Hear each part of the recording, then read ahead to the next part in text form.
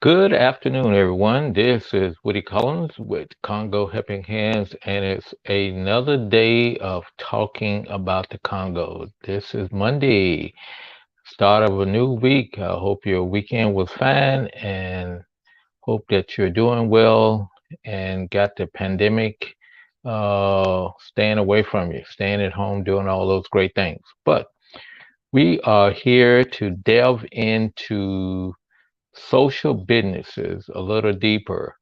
The reason is I got a couple questions. They were good questions talking about social businesses, and as uh, it's something that we really want to pursue.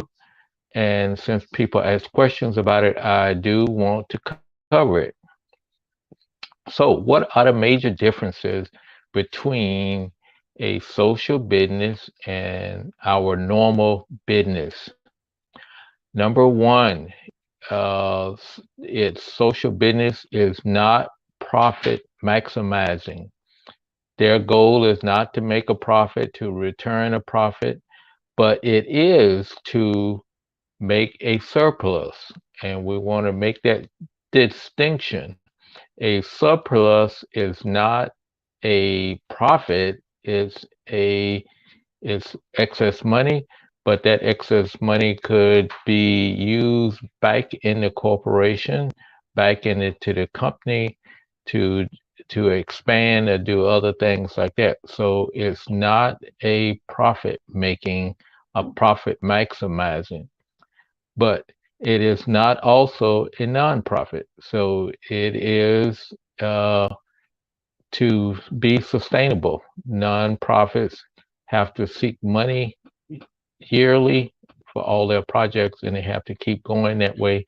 And so a social business is a sustainable business, so it has to make a surplus in order to do that. And then, secondly, the social business is organized to solve a social problem.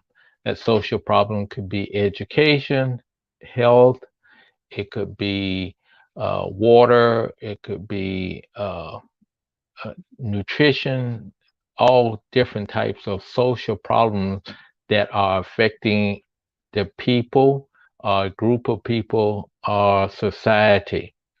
So it is organized to do that, and it's organized with business methods. It's organized as a business.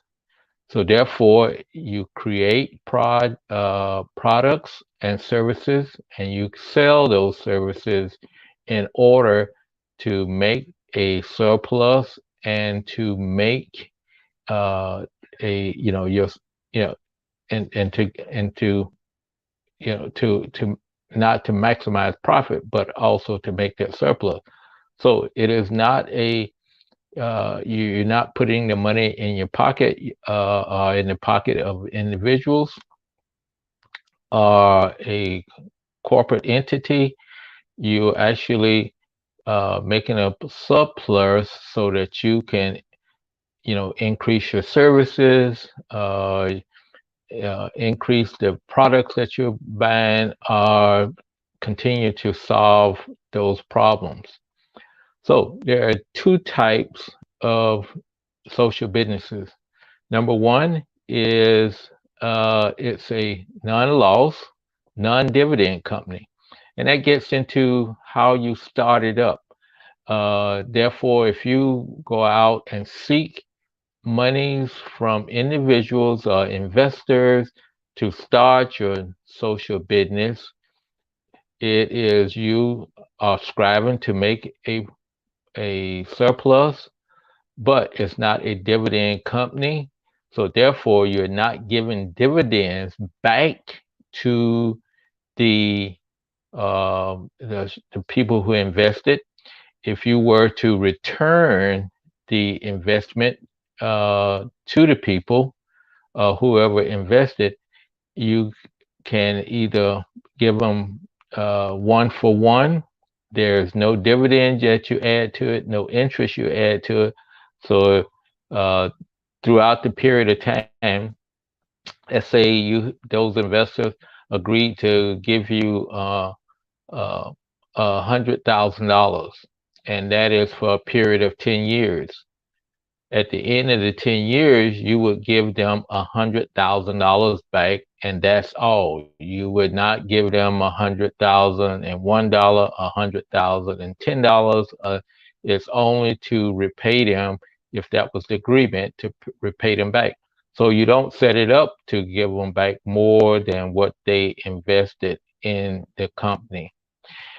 Second thing of it is, you could be on. They would be like the board of directors. They would oversee that company, but it would not necessarily, they're not in it for the getting their money back.